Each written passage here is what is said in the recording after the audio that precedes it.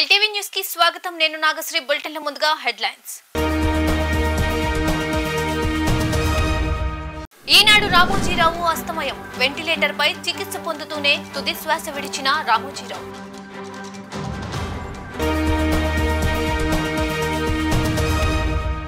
రామోజీరావు పార్థివ దేహానికి నివాళులర్పించిన టీడీపీ అధినేత చంద్రబాబు దంపతులు. ఆయన కుటుంబ సభ్యులను ఓదార్చిన చంద్రబాబు.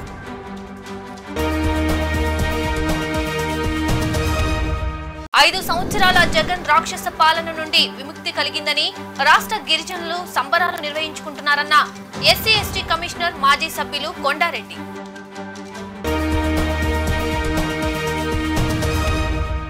ఇక డీటెయిల్స్ చూస్తే, తెలుగు మీడియా మొగలుగా పేరు పొందిన ఈనాడు సంస్థల చైర్మన్ రామోజీరావు తీవ్ర అస్వస్థకు గురయ్యారు.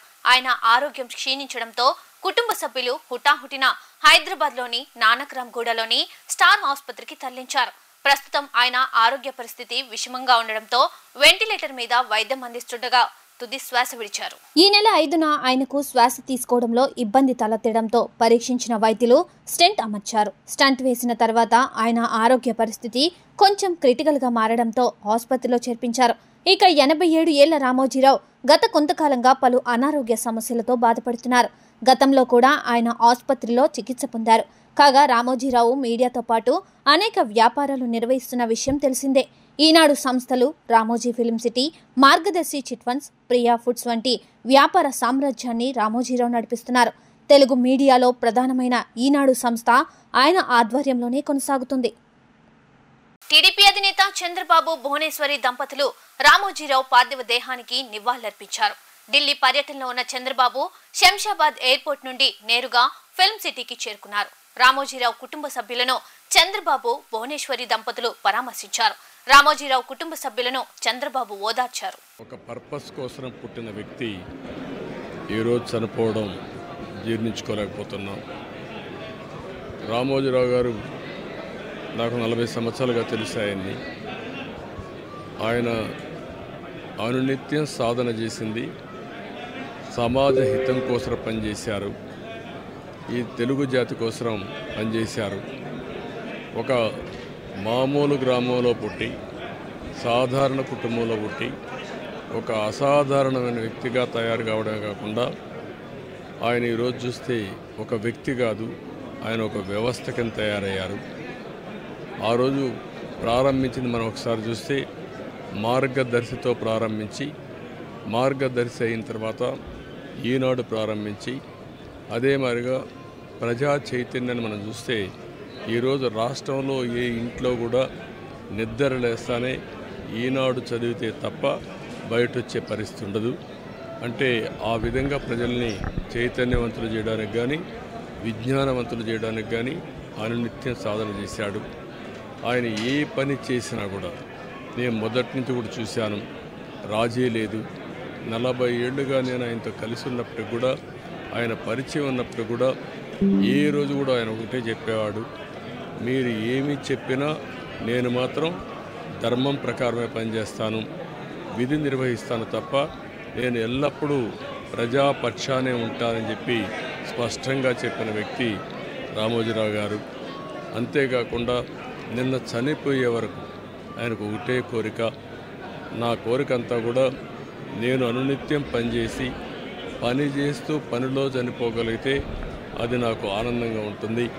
అంతేకాదు, నేను చేసే ప్రతి నిమిషం నేను బ్రతుకున్నంత వరకు ప్రజల కోసం పనిచేయాలి, పని చేస్తూనే ఉండాలని చెప్పిన వ్యక్తి రామోజీరావు గారు. ఆయన ఆత్మకు శాంతి కలగాలని భగవంతుడిని మనస్ఫూర్తిగా ప్రార్థిస్తున్నా. ఆయన చేసిన పనులు శాశ్వతం, భవిష్యత్తులో కూడా తెలుగు జాతి గుర్తుపెట్టుకునే విధంగా చేశారు.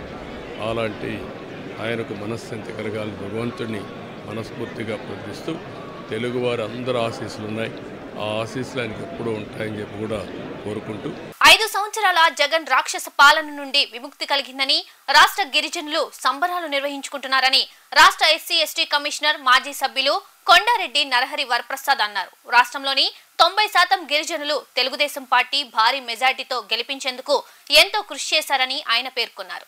మంగళగిరి ఎంఎస్ఎస్ భవన్ తెలుగుదేశం పార్టీ కార్యాలయానికి రాష్ట్ర ఎస్సీ ఎస్టీ గిరిజన నాయకులు చేరుకున్నారు. రాష్ట్రంలో తెలుగుదేశం పార్టీ అత్యధిక భారీ మెజార్టీతో గెలుపొందిన సందర్భంగా రాష్ట్ర ఎస్సీ ఎస్టీ కమిషన్ మాజీ సభ్యులు Kondareddy Narahari Varaprasad, TDP ST cell ప్రధాన కార్యదర్శి శ్రీనివాసరావు, బండి రమేష్, ఎం గోవింద్, ఎన్టీ రామకృష్ణ, సమతం, పాపారావు, సింగం శ్రీను తదితరులు పాల్గొన్నారు. రాష్ట్రంలో తెలుగుదేశం పార్టీ గెలుపుకు కృషి చేసిన కొండారెడ్డి నరహరి వరప్రసాద్ను సన్మానించి కేక్ కట్ చేసి శుభాకాంక్షలు తెలియజేశారు. ఈ సందర్భంగా వారు మాట్లాడుతూ జగన్మోహన్ రెడ్డి పరిపాలనలో రాష్ట్రంలోని గిరిజనులు ఎన్నో అవమానాలు, ఇబ్బందులకు గురయ్యారని వారు తెలియజేశారు. గత తెలుగుదేశం ప్రభుత్వ హయాంలో 16 సంక్షేమ పథకాలు అందించి గిరిజనులకు ఎంతో మేలు చేశారని పేర్కొన్నారు. యువగలం పాదయాత్రలో కొండ, కోన, వాగుల్లో సందర్శించిన నారా లోకేష్ గిరిజనుల అవసరాలు తెలుసుకున్న వెంటనే ప్రభుత్వ వైద్యశాల, రోడ్ల మరమ్మతులు, నిత్యావసర సరుకులు అందించారని పేర్కొన్నారు. రాష్ట్రంలోని గిరిజనులు, నాయకులు, కార్యకర్తలు తెలుగుదేశం పార్టీ నారా చంద్రబాబు నాయకత్వంలో పనిచేసేందుకు సంసిద్ధంగా ఉంటామని తెలియజేశారు.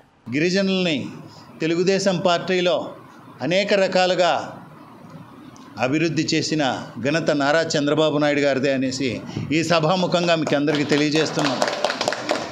ఈ విజయోత్సవాలు ప్రతి ఒక్క గిరిజనుడు ఈ రాష్ట్రంలో తెలుగుదేశం పార్టీ వైపు ఉన్నాడనేసి నిదర్శనం అనేసి తెలియజేస్తున్నా.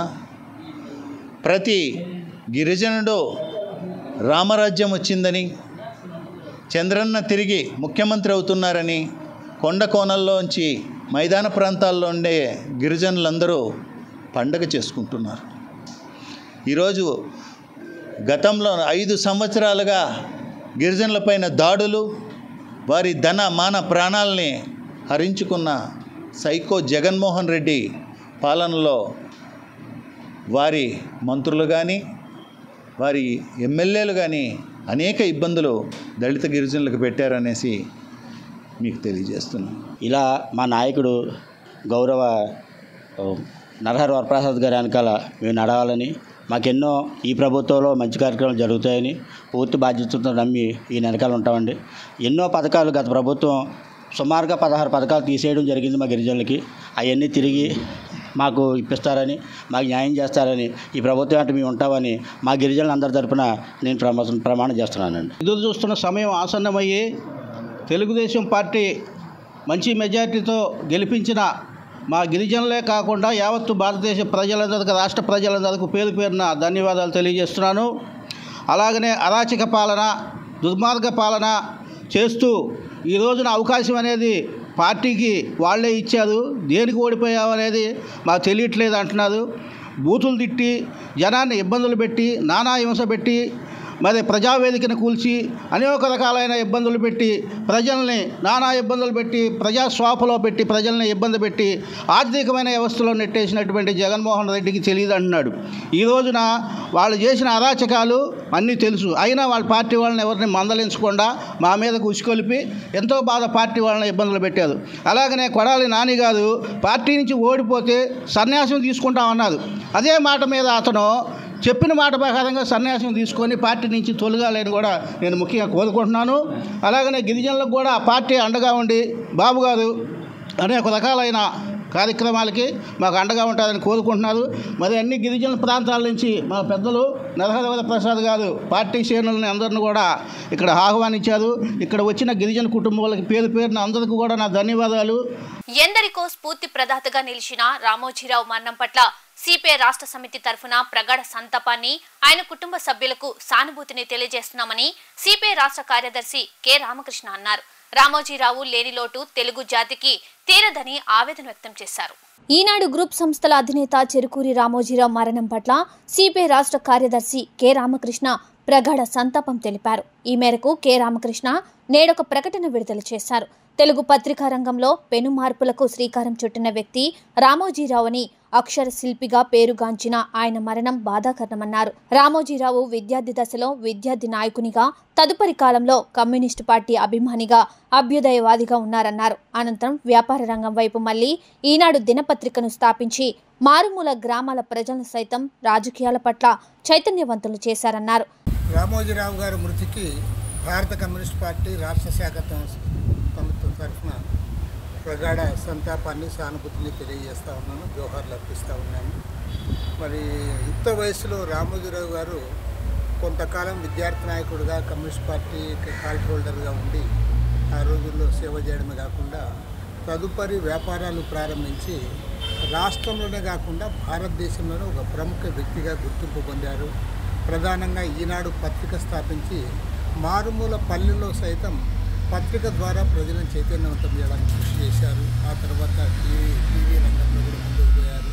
అంతేకాకుండా భారతదేశంలోనే కాదు ఆసియా ఖండంలోనే అతిపెద్ద ఫిల్మ్ స్టూడియోని అక్కడ ఏర్పాటు చేసి రామోజీ ఫిల్మ్ సిటీగా నామకరణం చేయడం అనేది చాలా గర్వించదగ్గది.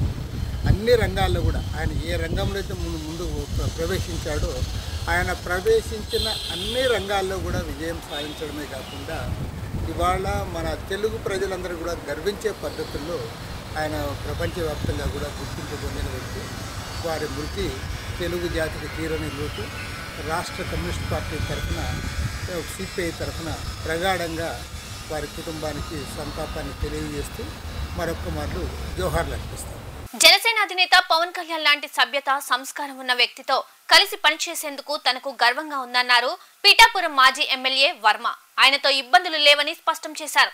శుక్రవారం రాత్రి గొల్లప్రోలు మండలం వన్నెపూడి గ్రామంలో టీడీపీ నేత వర్మ కారుపై దాడి చేసి అద్దాలు ధ్వంసం చేశారు. ఈ దాడి ఘటనపై మాజీ ఎమ్మెల్యే వర్మ స్పందించారు.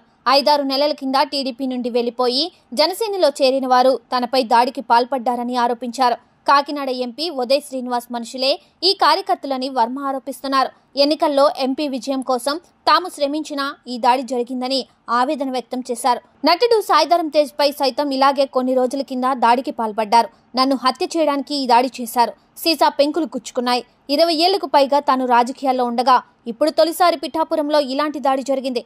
తనపై దాడి చేసింది అసలైన జనసేన కార్యకర్తలు కాదు. వారి వ్యవహారం నచ్చక టీడీపీ నుండి తీసేసిన 25 మంది జనసేనలో చేరారు. వీళ్లు మా కార్యకర్తలపై దాడులు చేశారు. ఇప్పుడు ఏకంగా నాపై దాడికి పాల్పడ్డారని పిఠాపురం మాజీ ఎమ్మెల్యే వర్మ చెప్పుకొచ్చారు. నేను ఎవరికీ భయపడే వ్యక్తిని కాదు. పార్టీ అధినాయకత్వం సూచన మేరకు ఇంకా పోలీసులకు ఫిర్యాదు చేయలేదు. గత 8 నెలలుగా ఓ టీడీపీ నేత నాపై దాడులకు ప్లాన్ చేశారు. పార్టీలో వారి వ్యవహారం నచ్చకపోవడంతోనే దాదాపు 25 మంది కార్యకర్తలను టీడీపీ నుండి బయటకు పంపించాం. కానీ వారు వెళ్లి జనసేనలో చేరారు. వారే ఇప్పుడు నన్ను హత్య చేసేందుకు ప్రయత్నించారు. అయితే వీళ్ళు ఇతర జనసేన కార్యకర్తల పార్టీ కోసం పనిచేసేవారు కాదు. వారి ఉద్దేశం వేరే ఉంది. వెనుక ఉండి మాకు సహాయం చేసిన వాళ్ళు ఉన్నారు. వెనుక నుండి మాపై దాడులకు పాల్పడిన వారు ఉన్నారు. దాడి జరిగిన సమయంలో వాహనంలో మాజీ జడ్పీటీసీలు ముఖ్య నేతలు ఉన్న సమయంలో దుండగులు దాడి చేశారు. పవన్ కళ్యాణ్ గారు లాంటి సభ్యత పద్ధతి ఉన్న మనిషి దగ్గర ఎలక్షన్ చేసినందుకు గర్వంగా ఉన్నాం. ఆయన దగ్గర నుంచి కానీ 2009 జనసేన పార్టీ దగ్గర నుంచి కానీ మాకు ఏ విధమైన ఇబ్బందులు లేవు. మేము ఎప్పుడు కూడా కలిసికట్టుగా ఒకే కుటుంబంలాగా మొన్న ఎలక్షన్ చేసాం, అటు పని చేసుకున్నాం. ఏదైతే తెలుగుదేశం పార్టీ నుంచి 5 నెలలు 6 నెలల ముందు వెళ్ళిన 20-25 మంది జనం ఉన్నారో వారిని స్థానిక ఎంపీ వైసీపీ పార్టీ అని చెప్పి పార్టీలో జాయిన్ చేసుకుని ఉండడం జరిగింది. వాళ్ళే ఈ దాడి చేశారు మణిపూర్లో. చేత చాలా అవుతుంటాయి, మేము ఫేస్ చేయగలం. మాకు చేతగా కాదు, చేతగాని దద్దంలో కాదు. మేము ఈ దాడి ప్రత్యక్షంగా పోలీసులు ఉన్న చోట జరిగింది. పోలీసులు ఉన్నప్పుడు జరిగింది. మేము ఒక ఆయన్ని సర్పంచ్ గారిని కలవడానికి వెళ్ళాం. ఎలక్షన్లో రకరకాలుగా చేసాం. మేము పబ్లిక్గా చేసిన వాళ్ళు ఉన్నారు, చాటుని చేసిన వాళ్ళు ఉన్నారు, వెనకుండి మాకు హెల్ప్ చేసిన వాళ్ళు ఉన్నారు. ఇవన్నీ మేము చెప్పం కదా, ఊరందరికీ చెప్పాలని పని నాకు లేదు కదా.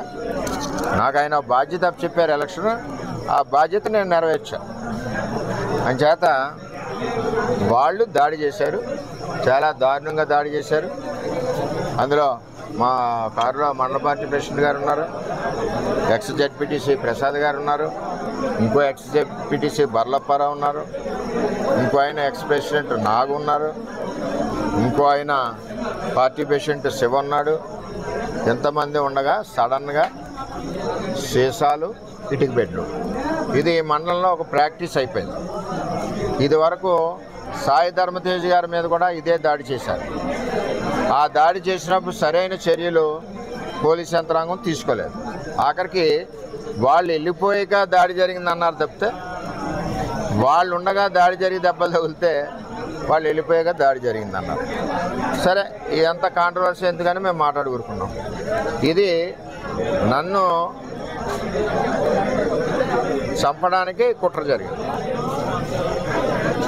అంటే నాకు కూడా కార్యకర్తలు కూడా 150 మంది కూడా ఉన్నారు కాబట్టి ఇవన్నీ సీసం పెంకులు, ఒళ్ళంతా కారులో ఇటుక బెడ్లు, 2-3 గాయాలు, ఇవన్నీ జరిగినాయి.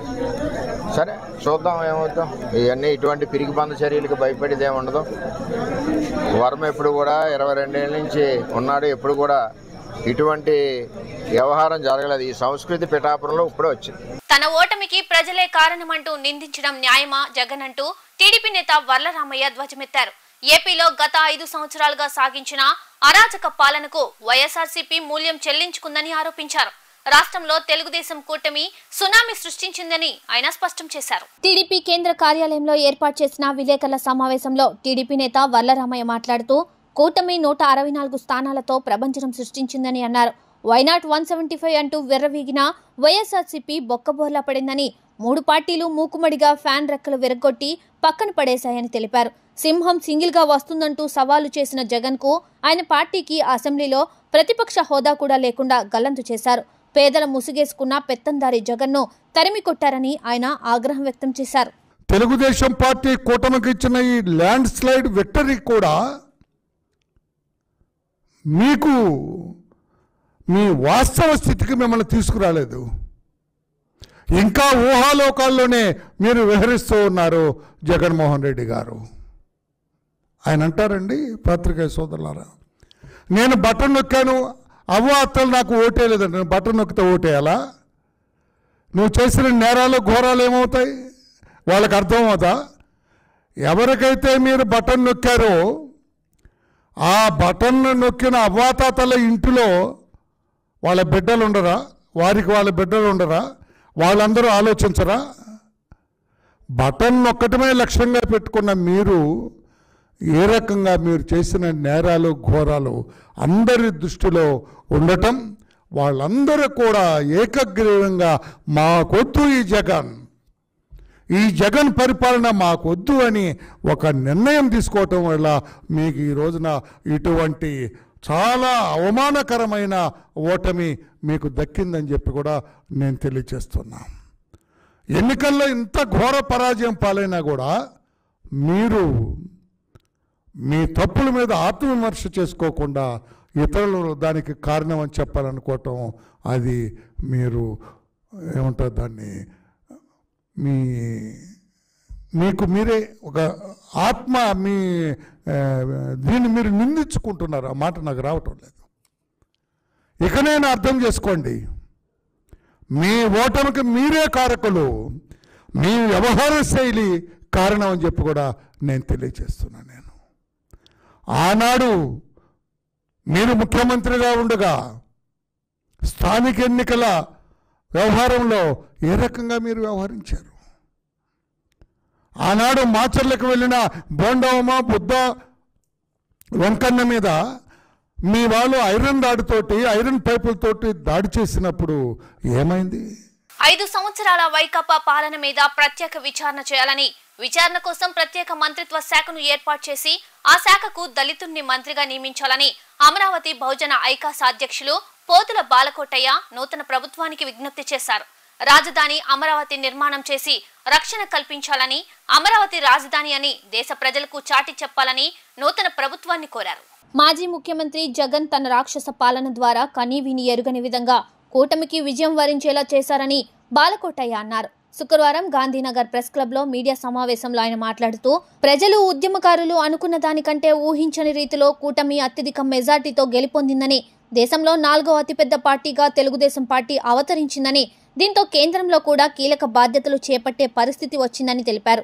సీతమ్మ కన్నీరు పెడితే రావణలంక భస్మమైన విధంగా జగన్ కోట ప్రజలు ఆగ్రహ జ్వాలలో కాలిపోయిందని, ఆంధ్ర రాష్ట్రంలో ఉద్యమించిన ఉద్యమ శక్తులకు ఈ విజయం అంకితం చేయాలని అన్నారు.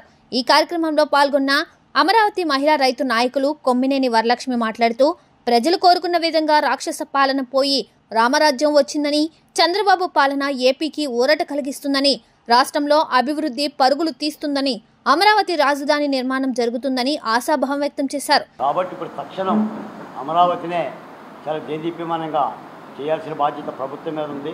రెండోది ఏంటంటే ఇదిగోండి, నేను దా చెప్పినట్టుగా ఆంధ్రప్రదేశ్లో 36 అసెంబ్లీ నియోజకవర్గాల్లో 33 అసెంబ్లీ నియోజకవర్గాలు ఓటమి ప్రభుత్వానికి రావడానికి ప్రధానమైన కారణం మేము పిడికిన ఆత్మగౌరవం కోసం అని చెప్పి వీ కాంట్ బ్రీత్, మాకు ఊపిరాటం లేని రాష్ట్ర వ్యాప్తంగా నేనే నా మిత్రులతో 13 జిల్లాలు పర్యటించాం. ఇలా సభలు పెట్టాం, అరిచి దళితుల్లో చైతన్యం నింపాం. నాకు ఎక్కడి నుంచో కందుకూరు నుంచి, జమ్మలమడుగు నుంచి, విశాఖపట్నం నుంచి మా దళిత సోదరులు ఓటమి పార్టీని గెలిపించడం కోసం వైసీపీ పార్టీలో ఉన్న కార్యకర్తలు కూడా మారి ఓట్లేసి, ఎందుకంటే వీళ్ళ యొక్క ఆత్మను శాంతించడం కోసం ఇలా కష్టపడ్డాం. ఇవన్నీ కూడా రాష్ట్ర ప్రజలకు తెలుసు, పోరాట నాయకులకు తెలుసు. కాబట్టి ఇంత శ్రమించిన ఫలితంగానే ఒక మంచి విజయావకాశం వచ్చింది. తప్పనిసరిగా అన్ని అంశాలను కూడా చంద్రబాబు నాయుడు గారు దృష్టిలో పెట్టుకొని ఒక మంచి సుపరిపాలన అందిస్తారని చెప్పేసి, ముఖ్యంగా ఇందాక వరలక్ష్మి గారు చెప్పినట్టుగా అమరావతికి సంబంధించి ఇంకా వరలక్ష్మి గారు పాపం ఇంకా కవులే అడుగుతుంది. కవులు కాదు, అదొక మహానగరంగా నిర్మించాలి. కలలగన్న రాజధాని. భాగ్యనగరంలో చూసిన వాళ్ళు ఉంటే అర్థమవుతుంది రాజధాని అంటే ఏంటో. అక్కడ ఒక సందులో ఉన్న 2 బిల్డింగులు కూడా ఆంధ్రప్రదేశ్లో ఎక్కడా కనిపించవు. వీళ్ళు మేయటమే సరిపోయింది. దాన్ని నేను చెప్పినట్టు ఎంత దుర్మార్గం అండి. అసలు మంత్రులు అనేవాళ్ళు 22 మంది ఎంపీలను పార్లమెంటుకి పంపించి ప్రత్యేక హోదా గుంజుకొస్తానన్న మా ఎంపీలు నూలు వీడియోలు చేస్తే కనీసం ముఖ్యమంత్రి గారు తప్పని చెప్పాలా. ఆ ఎంపీ నేను నీకు చూపిస్తా, చంద్రబాబు నాయుడు గారు నేను నీకు చూపిస్తా, నువ్వు ఎవరికి చూపించమంటే వాళ్ళకి చూపిస్తానని మాట్లాడితే ఏమిటి పరిపాలన? ఒక ఎమ్మెల్సీ అనంతబాబుని పక్కన కూర్చోబెట్టుకున్నావు. శిరోమణాలు చేసిన ఆయనకి ఎమ్మెల్సీ ఇచ్చావు, మళ్ళీ ఎమ్మెల్యే పదవి ఇచ్చావు. ఏదాపావు? ఇది తప్పు అని అన్నావా? నాకేం తెలియదు, ఇది ఎలా జరిగింది అన్నారు. నేను అనంతపురంలో ఎలాగనే మీటింగ్లో మాట్లాడుతుంటే ప్రవాసి దేవతలు పైన ఉంటారు, జీవిస్తారు, భయపడమాకండి నమ్మలారా, 151 సీట్లు ఉన్నాయని చెప్పి విరమిగుతున్న ఈ ప్రభుత్వానికి ఆ చివర ఒకటి కొట్టేయండి అని చెప్పేసి నేను పిలుపునిచ్చాను. బహుశా సదాశి దేవతలు విని ఒకటి కాదులే బాలకోటగా 5 ఎత్తుకుపోతామని చెప్పి 5 ఎత్తుకుపోయి ఉంటారు. వైఎస్ఆర్సీపీ శ్రేణులపై టీడీపీ నేతలు దాడులు చేయడం దారుణమని మాజీ ఎంపీ మార్గాని భరత్రామ్ మండిపడ్డారు. మోరంపూడి ఫ్లైఓవర్ శిలాఫలకాన్ని టీడీపీ శ్రేణులు కూల్చేశారని ధ్వజమెత్తారు. రాజమండ్రిని సొంత ఇల్లులా భావించాను. సొంత కార్యక్రమాలకు, వ్యాపారాలకు ప్రాధాన్యత ఇవ్వకుండా జనం మధ్యలోనే గడిపాను. ఎంతో మంది నాయకులు, ఎంపీలు, మేయర్లు అయ్యారు. రాజమండ్రిలో ఈ తరహా అభివృద్ధి ఎప్పుడూ జరగలేదని ఆయన స్పష్టం చేశారు. ఈ సందర్భంగా ఏర్పాటు చేసిన విలేకరుల సమావేశంలో మాజీ ఎంపీ మార్గాని భరత్ మాట్లాడుతూ రాజమండ్రిలో మోరంపూడి శిలాఫలకాన్ని టీడీపీ నేతలు కూల్చేసిన ఎమ్మెల్యే వ్యంగ్యంగా మాట్లాడడం దారుణమని ఆరోపించారు. శిలాఫలకం కూల్చేసి క్రమశిక్షణకు మారుపేరని చెప్పడం ఎంతవరకు కరెక్ట్ అని ప్రశ్నించారు. అమరావతి రైతులు నిజమైన రైతులు కాదు, రైతుల రూపంలో ఉన్న టీడీపీ మోకలు రాజమండ్రిలో మాపై దాడి చేశారని మండిపడ్డారు. అమరావతిలో కూల్చేసిన ప్రజావేదిక ఎన్జీటీ మార్గదర్శకాలకు విరుద్ధంగా ఉందని తెలిపారు. ఉండ్రాజవరం, జొన్నాడ, కైకలూరు, తేతలి 4 ఫ్లైఓవర్లు మంజూరు చేసిన జీవో కాపీలు కూడా చూపించాం. 4 ఫ్లైఓవర్లకు సంబంధించి 345 కోట్ల రూపాయలు 2020లోనే మంజూరు చేశారు. కొత్తగా ఎన్నికైన ఎమ్మెల్యేలు, ఎంపీలపై చాలా బాధ్యత ఉంది. తమకు ఇంకా మంచి చేస్తారని ప్రజలు భావించి వారికి విజయాన్ని కట్టబెట్టారని ఆయన స్పష్టం చేశారు. ఇచ్చిన హామీలు ఎంత మేర నిలబెట్టుకుంటారో చూద్దామని ఆయన పేర్కొన్నారు. అంటే క్రమశిక్షణకి మారుపేరు అని చెప్తా ఉన్నారు. మరి క్రమశిక్షణకి మారుపేరు ఇలా కన్స్ట్రక్షన్లో నాణ్యత లేదని చెప్తా ఉన్నాడు. చెయ్యేస్తే పడిపోయిందని చెప్తా ఉన్నాడు. అక్కడ ఉన్న వాళ్ళేమో వాళ్ళ మనుషులతో కొట్టించిన కార్యక్రమాలు చేశారు. అంటే ఇది చేయడం వల్ల ఏమొస్తుంది? ఏం రాదు. ఇంకా ప్రజల్లో పల్సన్ అవుతారు. ఇప్పుడు శిలాపలకం పైన నా పేరైతే తీయగలిగారేమో కానీ ఆ ఫ్లైఓవర్ ఎవరు సాధించారు అనేది ప్రజలకు తెలుసా? ప్రజల మనసుల్లోంచి తీయలేరు కదా. అంటే ఈ రకమైన కార్యక్రమాలు జరుగుతున్నాయి. ఇప్పుడు ఇంకొకటి కూడా మీరు కూడా నిన్న చాలా మాటలు చెప్పున్నారు. ఏంటి అక్కడ ప్రజావేదిక కూల్చేరనో లేకపోతే రైతులు వచ్చినప్పుడు ఈ రకమైన చేశారనో చెప్తా ఉన్నారు. ఇప్పుడు ప్రజావేదిక ఎక్కడైతే తాడేపల్లిలో ఉందో ఆ ప్రజావేదిక ఎన్జిటి గైడ్లైన్స్కి విరుద్ధంగా ఉంది. ఎన్జిటి గైడ్లైన్స్కి విరుద్ధంగా ఉండి నది ప్రవాహక ప్రాంతంలో ఉన్నప్పుడు ఒక ప్రభుత్వ యాంత్రాంగము ఎన్జిటి గైడ్లైన్స్కి విరుద్ధంగా అక్కడ ఎట్లా పని చేస్తారనేది మా తాలూకా ఆలోచన. రెండోది, రైతుల యొక్క అమరావతి రైతుల గురించి అనే ఒక యాత్ర గురించి చెప్తా ఉన్నారు. అమరావతి రైతులు నిజమైన రైతులు వస్తే మేము కూడా స్వాగతించేవాళ్ళం, కానీ నిజమైన రైతులు లేరే అక్కడ.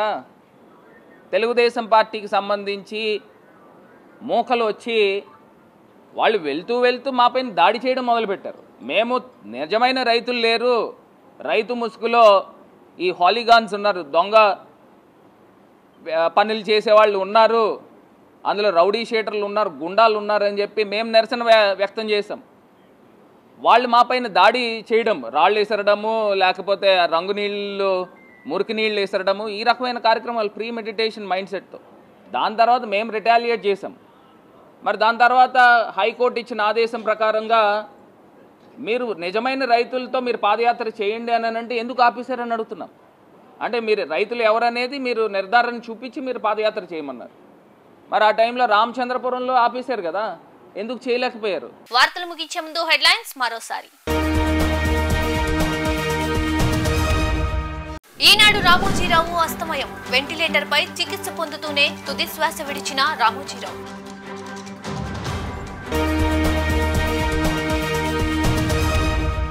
రామోజీరావు పార్థివ దేహానికి నివాళులర్పించిన టీడీపీ అధినేత చంద్రబాబు దంపతులు, ఆయన కుటుంబ సభ్యులను ఓదార్చిన చంద్రబాబు.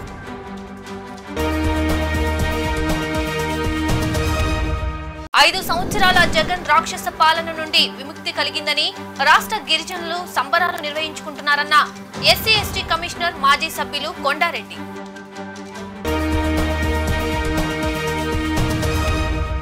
ఎల్టీవీ న్యూస్ ఇంతటితో సమాప్తం. తిరిగి మరో బులెటిన్లో మళ్ళీ కలుద్దాం. అంతవరకు సెలవు, నమస్కారం.